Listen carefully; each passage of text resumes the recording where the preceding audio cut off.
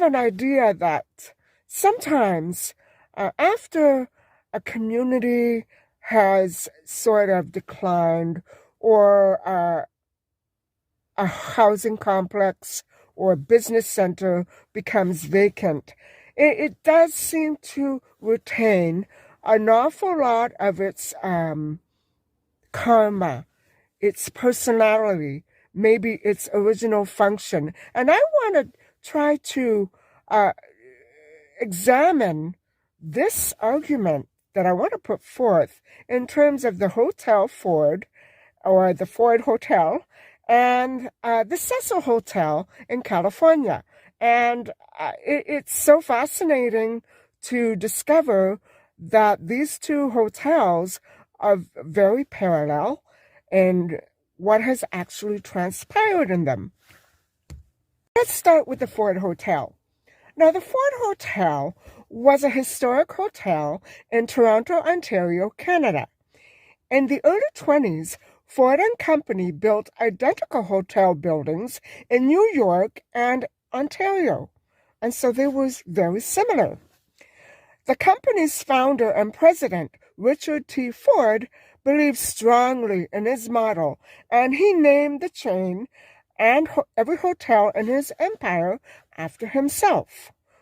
And so in Toronto, Ford Hotel was finished in 1929, a year before the Royal York was completed.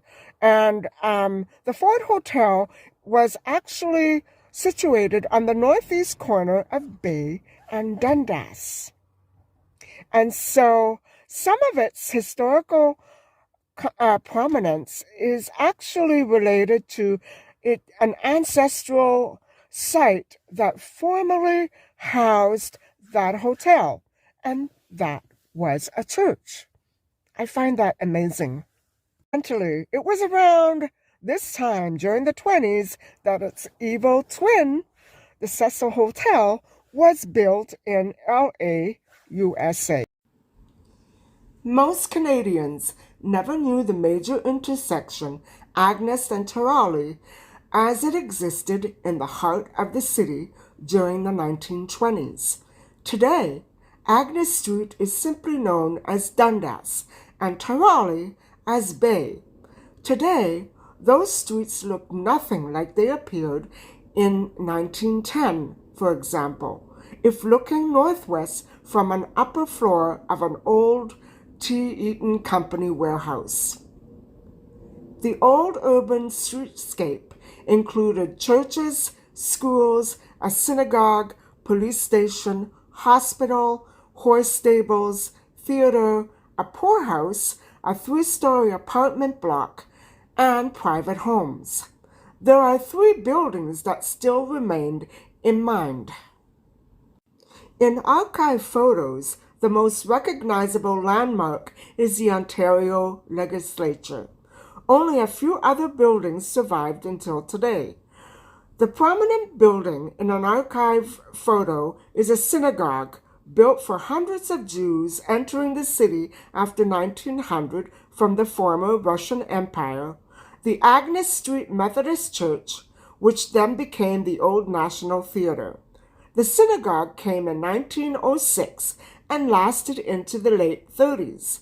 The Gothic building was the Agnes Street Methodist Church, built in the 1870s.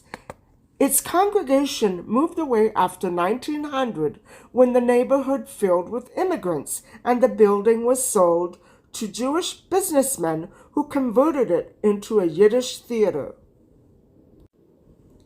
This building is long gone, of course. Later, the Ford Hotel replaced it and stood on the same corner. And today the spot is occupied by the atrium on the bay.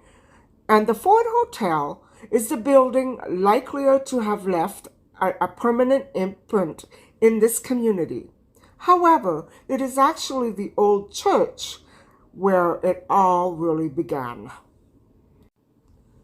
When the Old National Theater was gutted by a fire in 1924, the former Agnes Street Church building it housed held an old copy of the Globe article all about economics from England and benefits of a new municipal waterworks.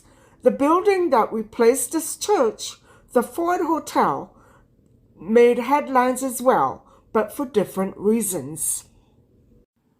In 1828, the 12-story Ford Hotel became an expanding empire of identical buildings that were blooming up by the Lakes Ontario and Erie. Now, the chain was headquartered in Rochester, New York, and it was one of the 5 hotels in the R.T. Ford and Company chain that were identical. And so that would have been including the ones in Buffalo and Montreal. The 750-room hotel consisted of 3 12-story wings connected by a single perpendicular fixture that sat on top of the 1-story base that held a lobby, restaurant, and other hotel amenities. The hotel was located on Dundas Street West, east of Bay Street, and it was built in 1928. For several decades, it remained one of the city's most prominent hotels. And on its first day, the rooms sold for $1.50 up to $3.50. And they each had a valet, a barber, cigar store, newsstand, public stenographer, and laundry service. Guests also had access to ice water and reading lamps. But unfortunately, that glamour and glitz would not last. An early convention held there was put on by the Seventh-day Adventists against modern evils like stage, film, and dance. So it was a very political place where people who believed in certain causes and certain issues and tried to want to instill permanent change in the city. That is the spirit that occupied the primary years of the Ford Hotel. However, it was unfortunate that the Ford Hotel was situated next to a bus terminal, and it began to provide cheap rooms for low-income travelers. And so I would imagine that, like the Cecil Hotel, it began to decline after the stock market crashed in 1929. And so throughout the remaining years of the 20s and 30s, it was a gradual decline. The Ford Hotel became well known to provide cheap rooms for low-income travelers and other low-income local people. And so it became a hub, and gradually it became a hub also for crime and other evil deeds. As you know from my last blog, the building, the Ford Hotel, was finally demolished in 1973 after the case of little Kirkland Deasley, and the site is now today home to Atrium on the Bay, which is now known simply as the Atrium.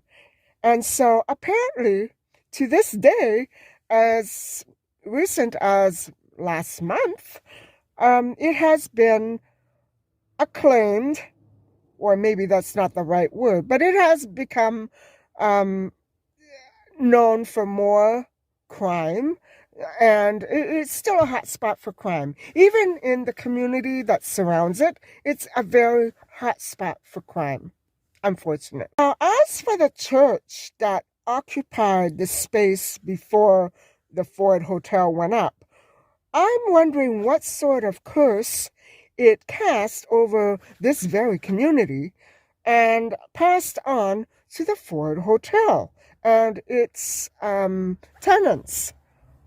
So I think, to say the least, it is one of great tragedy. And I'm going to explain why in just a minute. The tragedy that occurred there involved a 30-year-old Canadian woman from Montreal who entered the hotel one morning in a red dress, a fabulous fur hat, and a beautiful long coat, and very politely requested a room with a view. But once inside her hotel room, the woman pushed a chair against the window, opened the window, and jumped onto the roof of a restaurant and promptly lost her life, guys. The Ford's descent into seediness and decline was gradual. However, attempts to rebrand and revamp the hotel were at first very optimistic, and so various themed rooms and a new bar were created when it was taken over by a group of New York businessmen in 1954. I think the theme was a little corny, almost like the theme of the Titanic that sank. Various different themes throughout the hotel tried to recaptivate the glamour of the past, but to no avail. However, After that, in 1955, one day a local laborer from a suburban area came in asking for lodging and claiming that he wanted to be near the hustle and bustle of life. City life, that is. Lo and behold, within a few minutes he was marching up and down the hallway, dressed in nothing but a bedsheet, and the management was alerted, and it soon put a stop to that. The lodger went back to his room and began to shoot at the walls after taking out a pistol from his luggage. When the management approached that room, they reached it just in time to see the entire door and room explode. And so not only was he shooting up the walls, but he had explosives. Yeah, that was a local man. In 1970, a 34-year-old engineer from abroad left his hotel room at the Ford Hotel and called an elevator. He was very excited and anxious to go out and see the city because it's still to this day a beautiful city. And so what happened was, this is unbelievable. The elevator arrived and the doors opened, but the doors opened even though the shaft was empty. And so without realizing that such a thing could happen, the 34-year-old man jumped to his death. He stepped on to an empty shaft and plummeted to his death. I'm having a very hard time believing that that was an accident.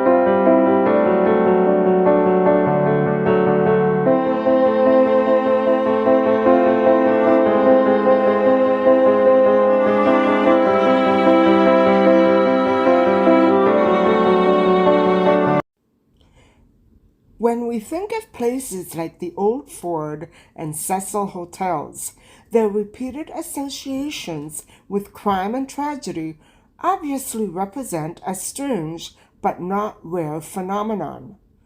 To understand the importance of why many specific historical landmarks appear to retain their original functionality decades and even centuries after their populations dwindle and structures vanish is to actually retrace the memories associated with those particular public urban spaces.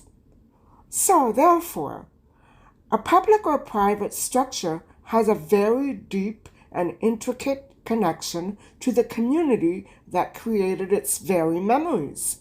Usually, this is also connected to personal and public struggle, spiritual turmoil, and prayer. On that note, it doesn't surprise me in the least that the old Ford Hotel, so repeatedly associated with crime, was once the site of a church. So, in other words, place and identity are integrally linked, and that is the power of place, whether it be an asset or a vice. It's to the Cecil Hotel of LA. And what a magnificent hotel it was in its day. The Cecil Hotel opened right before Christmas on December the 20th, 1924, as a destination for business travelers and tourists. And so that was in downtown LA, which was better known in some cases as Skid Row. And so, however, the Cecil Hotel that I'm talking about must not be confused with the Cecil Hotel that opened in Calgary, Alberta in 1911. And that too has a long history of crime, but we're not going there. We're going to stick with the one in LA, and it was a very luxurious hotel way back in the day. And however, it too declined after the stock market crashed, and particularly in the 1930s. The 14th floor hotel has 700 guest rooms and a dark history, with about 20 suicides or accidental or / unnatural deaths that occurred there. And that's a lot. And so it has actually claimed 3 cold cases. 3 cold cases occurred within the walls of the Cecil Hotel. And that would have been the most recent, Elisa Lam, a Canadian girl who stayed there and lost her life. She was found in the septic tank. And the first one I'm going to save for later. The other one was in 1964, where a retired telephone operator named Pigeon Goldie Osgood, she had been a tenant there, and she was very well known and well liked and popular, which is why nobody could really understand when she was found brutally wounded one morning, and the room had been absolutely ransacked to the hilt. Now, one man was suspected and eventually charged, but then later cleared.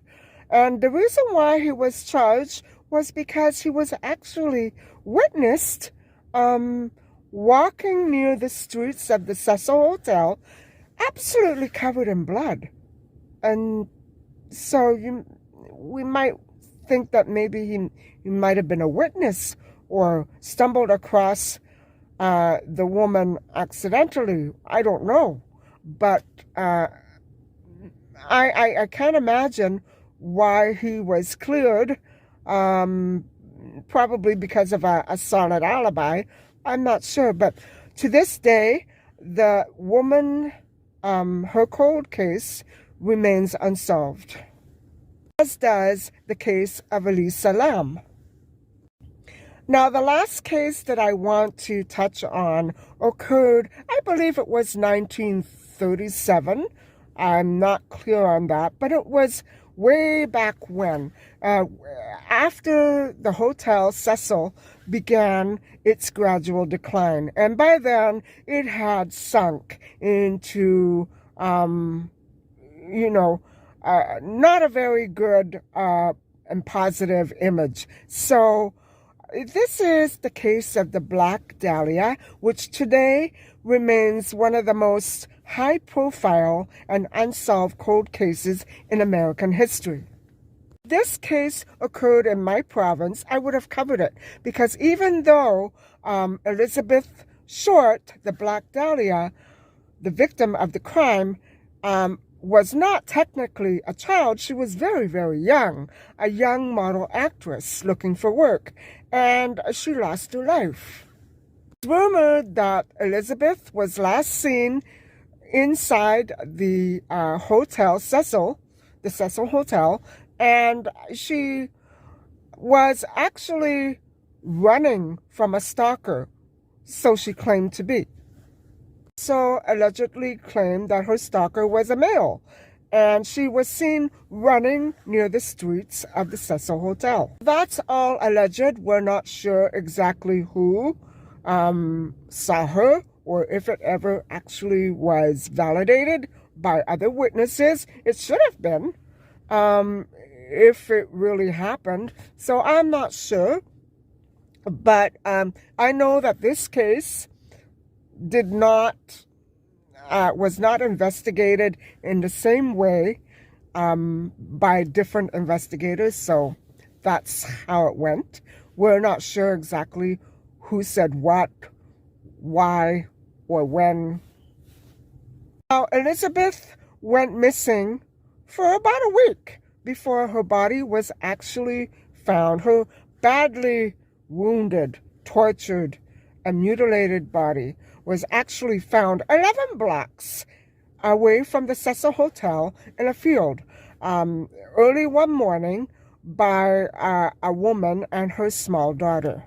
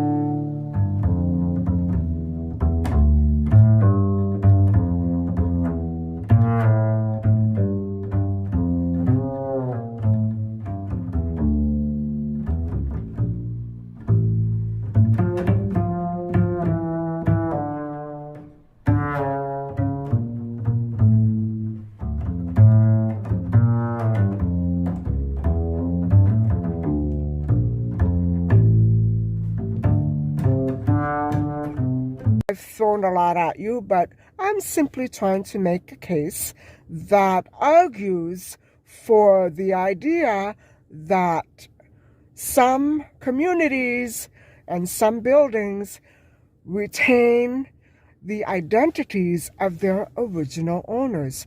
Now, who the original owners of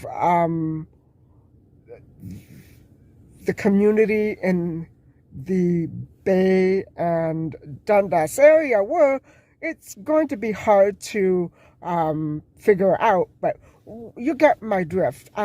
We don't know how or why, but it definitely does seem that both hotels, in this case, left very significant imprints of their previous histories. And it's a creepy, dark one at that. Well, guys, I think I'm going to leave you with that for now. Thanks so much for listening and watching.